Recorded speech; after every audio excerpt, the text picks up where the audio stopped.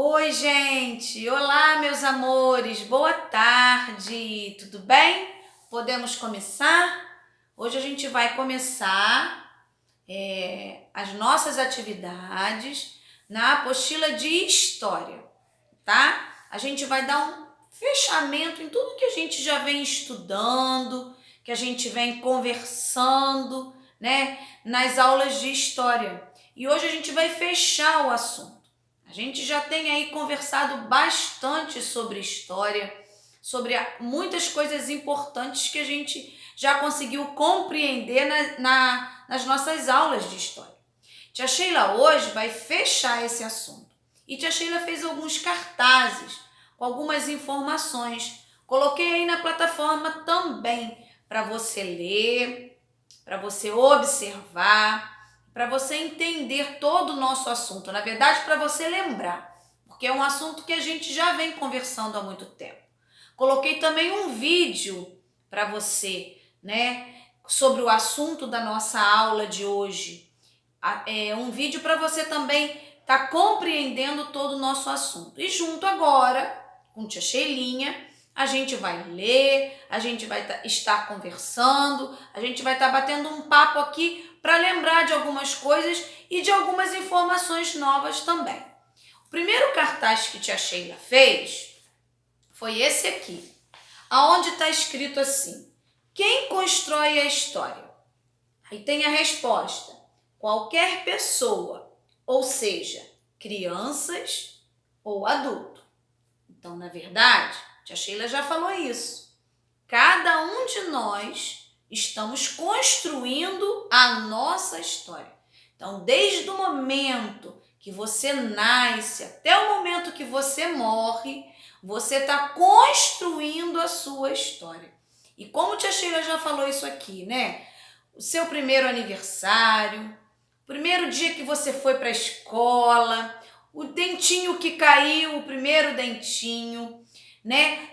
O primeiro dia que você começou a ler, que você começou a andar, que você começou a falar. Todas essas coisas faz parte o quê? Da sua história, da história da sua vida. Então, Tia Sheila tem uma história de vida, você tem uma história de vida, papai e mamãe, outra história de vida, vovó tem outra história de vida, outras experiências, outras brincadeiras, antigas, diferente da sua, diferente da minha, e que também construiu uma história de vida, né? Então, todo mundo faz parte, sim, de uma história e constrói, sim, uma história de vida. Aí embaixo tem assim: quem escreve a história? Vamos ver a resposta. O estudo do passado é investigado pelo historiador, pois ele investiga os acontecimentos do passado através de pistas, fontes históricas deixadas pelas pessoas. Também nós já aprendemos isso. A gente hoje consegue entender as histórias do passado, algo que já aconteceu há muito tempo atrás. Por quê? Porque existem pessoas que estudam tudo isso, que passa pra gente a história que ficou há muito tempo atrás. Então, essas pessoas investigam, através de pistas, através de documentos, através de objetos, através de cartas, de fotografia, né? De muito tempo atrás. E Tia Sheila já falou isso. A história dos índios, por exemplo. A gente não estava lá naquele tempo, mas a gente sabe quais foram os instrumentos que ele usava. A gente sabe como se vestiam, a pintura no corpo, né? A casa do índio. Como a gente descobriu isso tudo? Por quê? Porque há muito tempo atrás, no tempo lá dos índios, existem pessoas que foram estudar como era a vida desses índios. E hoje a gente consegue entender toda essa história. Por quê? Porque existe o historiador, pessoas que estão atrás de fotos, atrás de imagem, atrás de documento, atrás de livros, de pistas. Há muito tempo atrás que isso aconteceu e essas pessoas estão pesquisando para colocar essas informações para nós nos dias de hoje. Não é isso? E hoje a gente vai entender um pouquinho o que são essas pistas. Essas pistas são chamadas de fontes históricas. E é esse o nosso assunto de hoje, fontes históricas. O que seria fontes históricas? Quem sabe? Vamos pensar um pouquinho? O que seria fontes históricas? Tia Sheila vai ler. Os seres humanos vêm deixando sinais de suas existências. São restos de esqueletos, de construções, de objetos, de roupas, de cartas, de fotos, de jornais. Olha só quantas informações. Enfim, vários elementos de outros tempos. Esses sinais são chamados de fontes históricas. A partir delas, os historiadores buscam encontrar informações sobre o passado, realizando tudo com muito cuidado, estudos sobre o que significam e interpretando o que eles podem informar. Então, presta atenção. Fontes históricas a gente já estudou. Tia Sheila não mostrou aqui brinquedos de antigamente que a gente tinha e brinquedo de hoje em dia?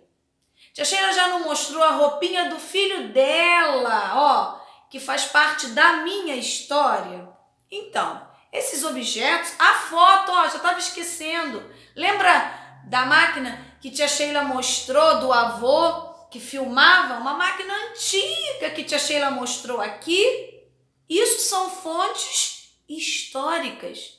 Então, tudo isso que tia Sheila já falou são fontes históricas. Algo que os historiadores buscam, procuram, vão atrás dessas informações para estar mostrando a gente como era o passado, como era a vida passada, como acontecia há muito tempo atrás em determinada época, diferente da nossa.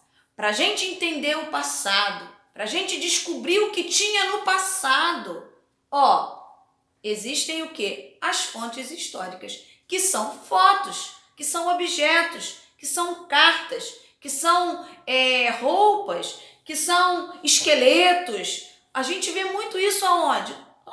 Quando a gente vai no museu.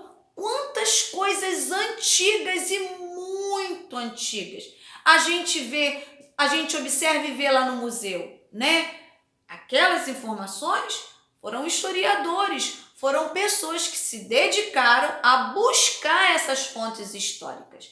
E essas fontes históricas, elas podem ser divididas em dois grupos.